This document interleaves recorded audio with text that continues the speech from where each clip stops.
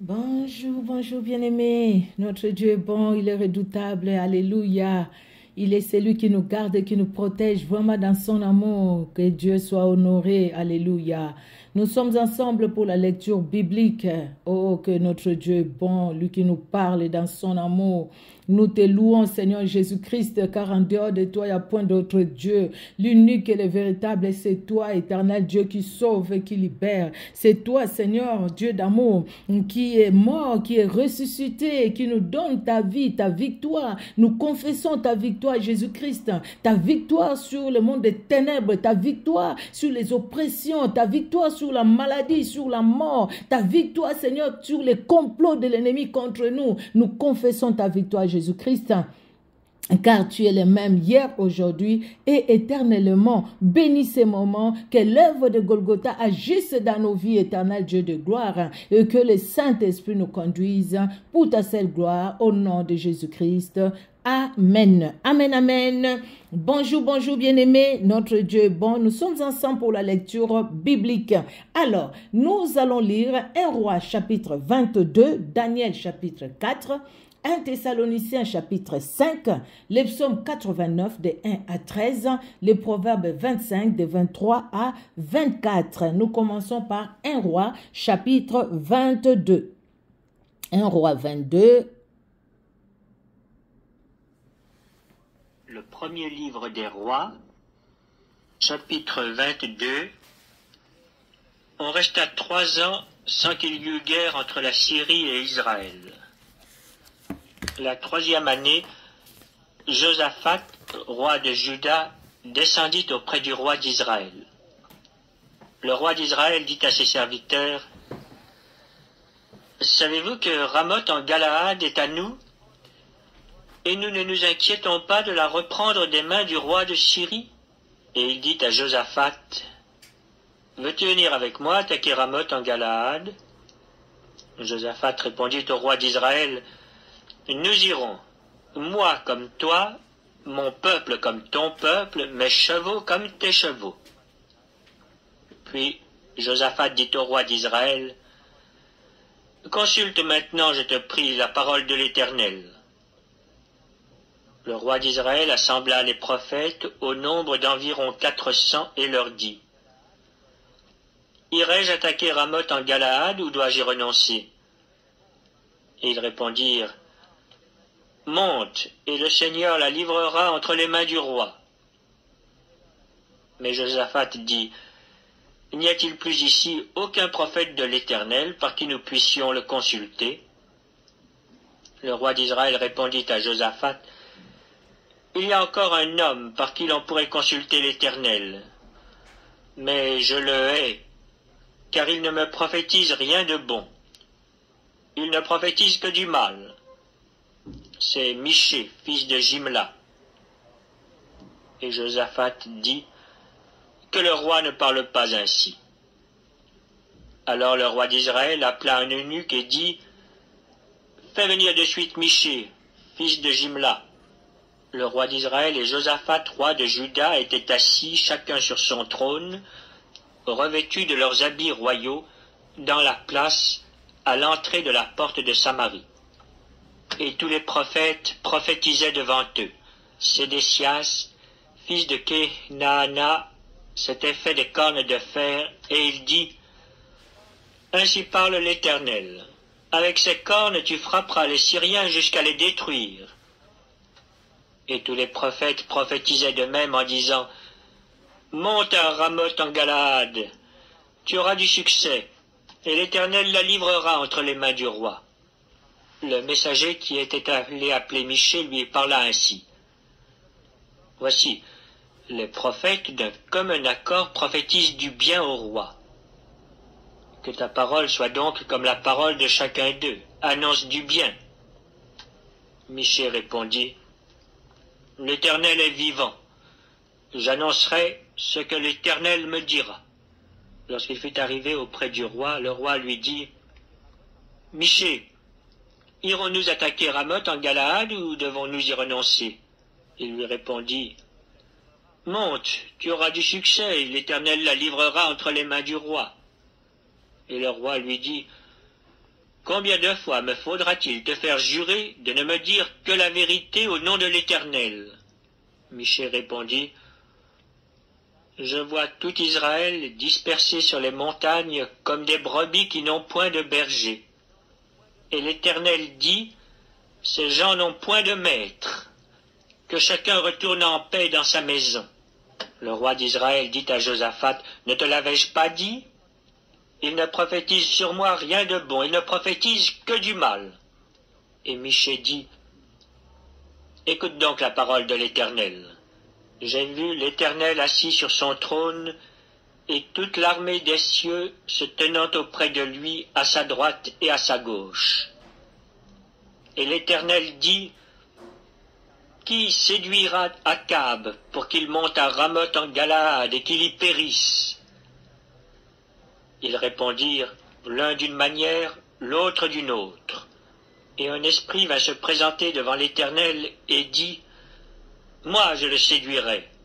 L'Éternel lui dit, comment? Je sortirai, répondit-il, et je serai un esprit de mensonge dans la bouche de tous ces prophètes. L'Éternel dit, tu le séduiras, et tu en viendras à bout. Sors, et fais ainsi. Et maintenant, voici, l'Éternel a mis un esprit de mensonge dans la bouche de tous tes prophètes qui sont là. Et l'Éternel a prononcé du mal contre toi. Alors Sédécias, fils de Kenaana, s'étant approché, frappa Michée sur la joue et dit, par où l'Esprit de l'Éternel est-il sorti de moi pour te parler? Michée répondit, tu le verras le jour où tu iras de chambre en chambre pour te cacher. Le roi d'Israël dit, prends Michée et emmène-le vers Amon, chef de la ville, et vers Joas, fils du roi. Tu diras, ainsi parle le roi, mettez cet homme en prison et nourrissez-le du pain et de l'eau d'affliction jusqu'à ce que je revienne en paix. Et Michée dit, si tu reviens en paix, l'Éternel n'a point parlé par moi. Il dit encore, vous tous, peuple, entendez.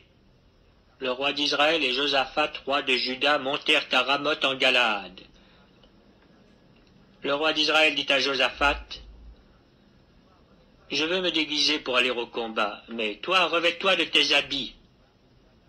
Et le roi d'Israël se déguisa et alla au combat. Le roi de Syrie avait donné cet ordre aux 32 chefs de ses chars, vous n'attaquerez ni petit ni grand, mais vous attaquerez seulement le roi d'Israël. Quand les chefs des chars aperçurent Josaphat, ils dirent, certainement c'est le roi d'Israël.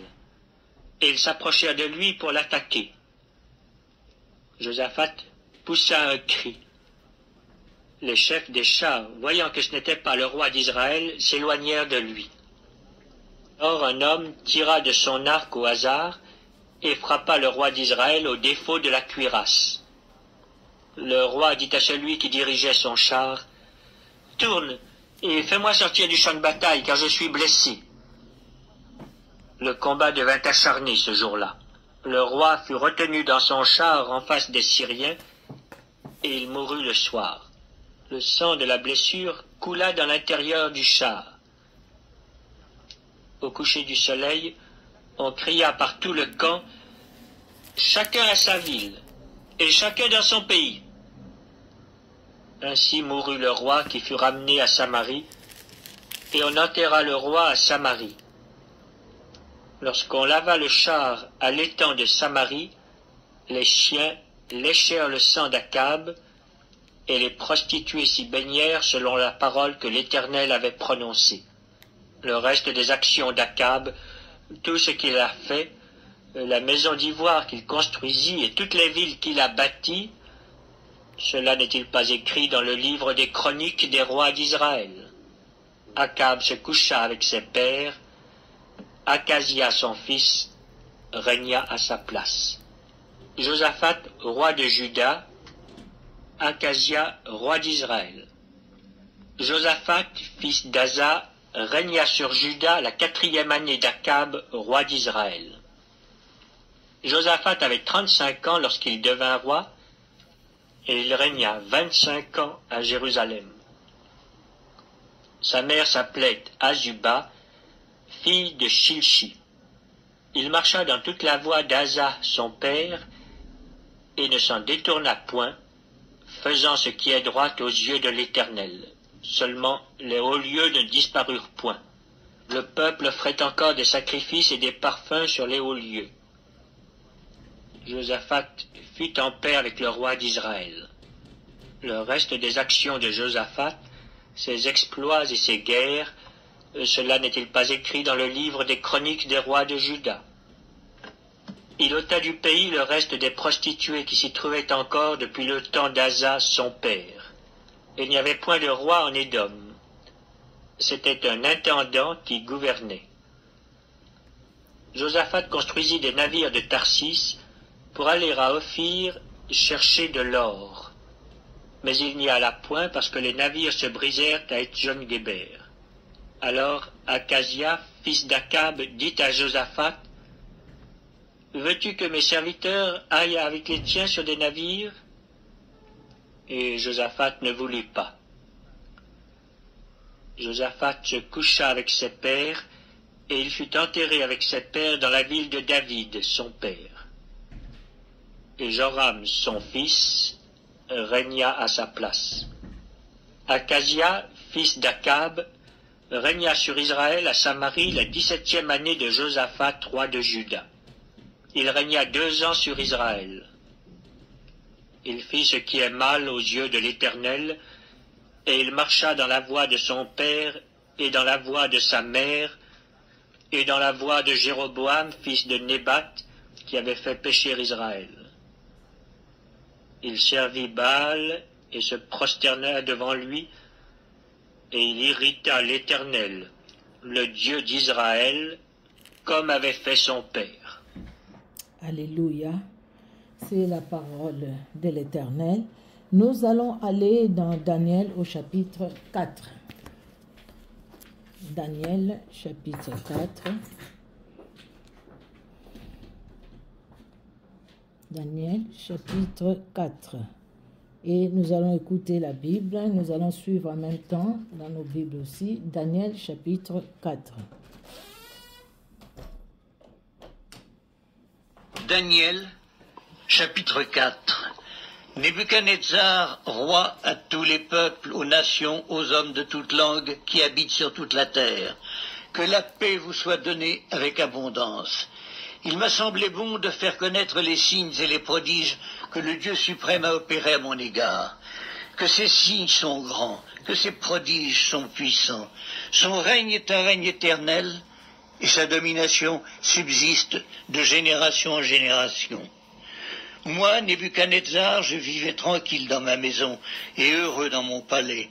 J'ai eu un songe qui m'a effrayé, les pensées dont j'étais poursuivi sur ma couche et les visions de mon esprit me remplissaient d'épouvante. J'ordonnai qu'on fît venir devant moi tous les sages de Babylone afin qu'ils me donnassent l'explication du songe. Alors vinrent les magiciens, les astrologues, les chaldéens et les devins. Je leur dis le songe et ils ne m'en donnèrent point l'explication.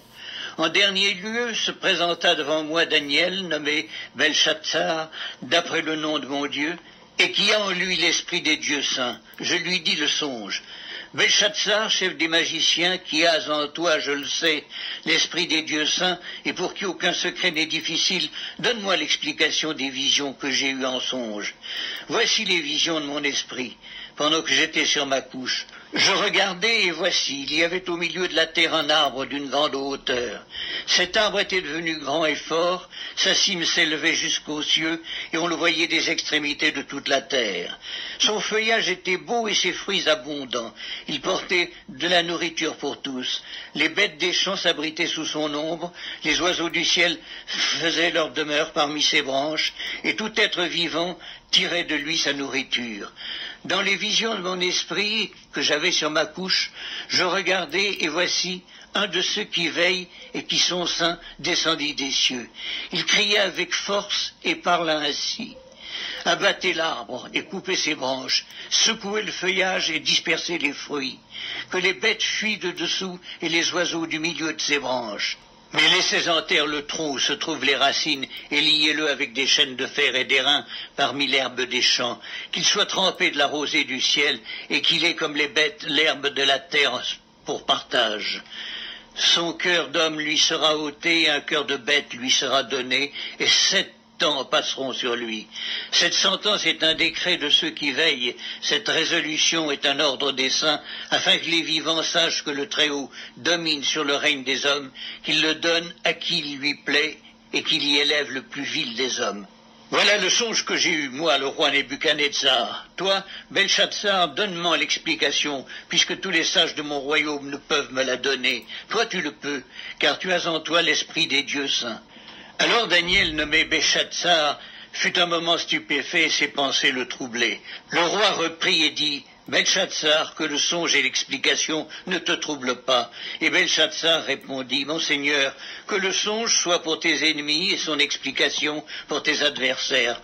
L'arbre que tu as vu, qui était devenu grand et fort, dont la cime s'élevait jusqu'aux cieux et qu'on voyait de tous les points de la terre, cet arbre dont le feuillage était beau et les fruits abondants, qui portait de la nourriture pour tous, sous lequel s'abritaient les bêtes des champs et parmi les branches duquel les oiseaux du ciel faisaient leur demeure, c'est toi, ô roi, qui es devenu grand et fort, dont la grandeur s'est accrue et s'est élevée jusqu'aux cieux, et dont la domination s'étend jusqu'aux extrémités de la terre.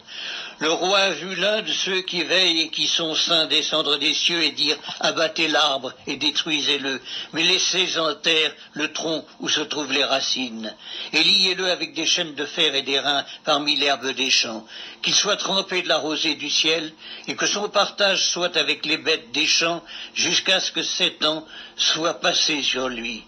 Voici l'explication au roi, voici le décret du Très-Haut qui s'accomplira sur mon Seigneur le roi. On te chassera du milieu des hommes, tu auras ta demeure avec les bêtes des champs, et l'on te donnera comme aux bœufs de l'herbe à manger. Tu seras trempé de la rosée du ciel, et 7 ans passeront sur toi, jusqu'à ce que tu saches que le Très-Haut domine sur le règne des hommes, et qu'il le donne à qui il lui plaît. L'ordre de laisser le tronc où se trouvent les racines de l'arbre signifie que ton royaume te restera quand tu reconnaîtras que celui qui domine est dans les cieux. C'est pourquoi, ô roi, puisse mon conseil te plaire. Mets un terme à tes péchés en pratiquant la justice et à tes iniquités en usant de compassion envers les malheureux, et tout ton bonheur pourra se prolonger. Toutes ces choses se sont accomplies sous le roi Nebuchadnezzar. Au bout de 12 mois, comme il se promenait dans le palais royal à Babylone, le roi prit la parole et dit: N'est-ce pas ici Babylone, la grande, que j'ai bâtie comme résidence royale, par la puissance de ma force et pour la gloire de ma magnificence? La parole était encore dans la bouche du roi qu'une voix descendit du ciel. Apprends, roi Nebuchadnezzar, qu'on va t'enlever le royaume. On te chassera du milieu des hommes. Tu auras ta demeure avec les bêtes des champs. On te donnera comme aux bœufs de l'herbe à manger, et 7 ans passeront sur toi, jusqu'à ce que tu saches que le Très-Haut domine sur le règne des hommes, et qu'il le donne à qui il lui plaît. Au même instant, la parole s'accomplit sur Nebuchadnezzar. Il fut chassé du milieu des hommes, il mangea de l'herbe comme les bœufs. Son corps fut trempé de la rosée du ciel, jusqu'à ce que ses cheveux crussent comme les plumes des aigles, et ses ongles comme ceux des oiseaux. Après le temps marqué, moi, Nebuchadnezzar, je levai les yeux vers le ciel, et la raison me revint. J'ai béni le Très-Haut, j'ai loué et glorifié celui qui vit éternellement, celui dont la domination est une domination éternelle, et dont le règne subsiste de génération en génération. En ce temps-là, la raison me revint, la gloire de mon royaume, ma magnificence et ma splendeur me furent rendues. Maintenant, moi, Nebuchadnezzar, je loue, j'exalte et je glorifie le roi des cieux, dont toutes les œuvres sont vraies et les voies justes, et qui peut abaisser ceux qui marchent avec orgueil. Alléluia. Dieu peut abaisser ceux qui marchent avec orgueil. C'est une histoire vraiment, c'est quelque chose, c'est vrai, hein, c'est vrai, c'est quelque chose qui s'est vraiment passé. Vous voyez, Dieu accomplit toujours sa parole et il est capable de t'utiliser, toi mon frère, toi ma soeur, moi aussi, pour des grandes révélations. Dieu est capable de parler, de nous parler, afin que ceux qui nous entourent, que le monde ait besoin de nous, bien-aimés. Il a besoin de nous pour que nous puissions les aider à pouvoir comprendre, à la repentance. C'est à cela que Dieu appelle le roi Nabuchodonosor. Mais il n'a pas écouté, il n'a pas suivi la voix de Daniel. Et voilà, ce que Dieu avait prévu, ça lui est arrivé. Il a appris par les conséquences, lui ont appris, et il a glorifié le Dieu d'Israël. Notre Dieu, il est au-dessus de tout. Il n'y a point d'autre Dieu comme lui. Alléluia. Et il dit, juste à ce que tu saches que le Très-Haut domine sur les règnes des hommes et qu'il les donne à qui il lui plaît. Il est Dieu, rien ne peut se comparer à lui. Amen, amen. Nous allons passer, bien-aimés, au livre de Thessaloniciens, 1 Thessaloniciens chapitre 5. Alors, 1 Thessaloniciens chapitre 5, c'est le dernier chapitre de 1 Thessaloniciens et nous allons suivre ensemble. Premier épître de Paul aux Thessaloniciens, chapitre 5. Pour ce qui est des temps et des moments, vous n'avez pas besoin, frères, qu'on vous en écrive. Car vous savez bien vous-même que le jour du Seigneur viendra comme un voleur, dans la nuit. Quand les hommes diront « paix et sûreté », alors une ruine soudaine les surprendra, comme les douleurs de l'enfantement surprennent la femme enceinte. Et ils n'échapperont point. Mais vous, frères, vous n'êtes pas dans les ténèbres, pour que ce jour vous surprenne comme un voleur. Vous êtes tous des enfants de la lumière et des enfants du jour. Nous ne sommes point de la nuit, ni des ténèbres. Ne dormons donc point comme les autres, mais veillons et soyons sobres. Ceux qui dorment, dorment la nuit, et ceux qui s'enivrent, s'enivrent la nuit. Mais nous qui sommes du jour, soyons sobres, ayant revêtu la cuirasse de la foi et de la charité, et ayant pour casque l'espérance du salut. Car Dieu ne nous a pas destinés à la colère, mais à l'acquisition du salut par notre Seigneur Jésus-Christ, qui est mort pour nous, afin que, soit que nous veillions, soit que nous dormions, nous vivions ensemble avec lui. C'est pourquoi exhortez-vous réciproquement et édifiez-vous les uns les autres comme en réalité vous le faites. Nous vous prions, frères, d'avoir de la considération pour ceux qui travaillent parmi vous, qui vous dirigent dans le Seigneur et qui vous exhortent. Ayez pour eux beaucoup d'affection à cause de leur œuvre. Soyez en paix entre vous. Nous vous prions aussi, frères. Avertissez ceux qui vivent dans le désordre, consolez ceux qui sont abattus. Supportez les faibles, usez de patience envers tous. Prenez garde que personne ne rende à autrui le mal pour le mal, mais poursuivez toujours le bien, soit entre vous, soit envers tous. Soyez toujours joyeux, priez sans cesse. Rendez grâce en toutes choses, car c'est à votre égard la volonté de Dieu en Jésus-Christ. N'éteignez pas l'esprit, ne méprisez pas les prophéties, mais examinez toutes choses, retenez ce qui est bon. Abstenez-vous de toute espèce de mal. Que le Dieu de paix vous sanctifie lui-même, tout entier, et que tout votre être, l'esprit, l'âme et le corps, soient conservés irrépréhensibles lors de l'avènement de notre Seigneur Jésus-Christ. Celui qui vous a appelé est fidèle, et c'est lui qui le fera. Frères, priez pour nous. Saluez tous les frères par un saint baiser. Je vous en conjure par le Seigneur, que cette lettre soit lue à tous les frères. Que la grâce de notre Seigneur Jésus-Christ soit avec vous. Amen, amen, amen. Que la grâce de notre Seigneur Jésus-Christ soit avec tout un chacun. Alléluia. Que Dieu nous préserve. Abstenez-vous de toute espèce de mal. Que le Dieu de paix vous sanctifie lui-même tout entier et que tout votre être, l'esprit, l'âme et le corps soient conservés irrépréhensibles lors de l'avènement de notre Seigneur Jésus-Christ. Que Dieu soit honoré pour sa parole et pour l'interpellation par sa parole. Alléluia. Nous allons aller dans le livre des psaumes, le psaume 89. Nous allons lire du 1er au 13e verset. Cantique d'Étan, l'Ezrachite. Je chanterai toujours les bontés de l'Éternel. Ma bouche fera connaître à jamais ta fidélité. Car j'ai dit, la bonté a des fondements éternels. Tu établis ta fidélité dans les cieux. Je fais alliance avec mon élu. Voici ce que j'ai juré à David, mon serviteur. J'affermirai ta postérité pour toujours et j'établirai ton trône à perpétuité. Les cieux célèbrent tes merveilles, ô Éternel, et ta fidélité dans l'assemblée des saints. Car qui dans le ciel peut se comparer à l'Éternel? Qui est semblable à toi parmi les fils de Dieu? Dieu est terrible dans la grande assemblée des saints. Il est redoutable pour tous ceux qui l'entourent. Éternel, Dieu des armées, qui est comme toi, puissant, ô Éternel, ta fidélité t'environne. Tu domptes l'orgueil de la mer, quand ses flots se soulèvent, tu les abaisses, tu les apaises. Tu écrasas l'Égypte comme un cadavre, tu dispersas tes ennemis par la puissance de ton bras. C'est à toi qu'appartiennent les cieux et la terre. C'est toi qui as fondé le monde et ce qu'il renferme. Tu as créé le nord et le midi, les Tabors et l'Hermon se réjouissent en ton nom. Alléluia. Ton bras est puissant, ta main forte, ta droite élevée. Gloire au Seigneur. Notre Dieu est beau, vraiment, il est bon. J'allais dire, il est bon et il est vraiment merveilleux. Nous allons finir par Proverbe 25, 23 à 24. Alors, les vents du nord enfantent la pluie et la langue mystérieuse un visage irrité.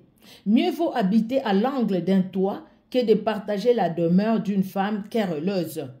Comme de l'eau fraîche pour une personne fatiguée, ainsi est une bonne nouvelle venant d'une terre lointaine. Alléluia, jusqu'au 24, je suis allée 23-24. Les vents du nord enfantent la pluie et la langue mystérieuse un visage irrité. Mieux vaut habiter à l'angle d'un toit que de partager la demeure d'une femme querelleuse. Que Dieu bénisse sa parole dans nos cœurs. Notre Dieu est redoutable. Merci Seigneur Jésus-Christ, car tu es Dieu. Aucun Dieu n'est comme toi. Merci pour ta parole. Tu es la parole qui s'est fait chair, la parole qui s'est révélée à nous, la parole qui nous a donné la vie et qui nous donne la vie et qui nous donnera la vie. En toi, nous avons tout pleinement, éternel Dieu d'amour. Merci Père de nous préserver. Pour toi, Éternel, que tout notre être t'honore, toi le véritable Dieu. Merci d'étendre ta main puissante et que l'œuvre de Golgotha agisse, Seigneur Dieu de gloire, dans la vie de nos enfants. Éternel, ceux qui sont mariés et les maris, l'époux, l'épouse, Seigneur, que ta main soit étendue. Nos frères, nos sœurs, que ta main se révèle puissamment, Éternel Dieu d'amour. Merci pour ta fidélité dans le nom puissant de Jésus-Christ. Amen. Amen, amen. Que Dieu vous bénisse. On se donne rendez-vous pour la prochaine lecture biblique. Soyez bénis. Au revoir.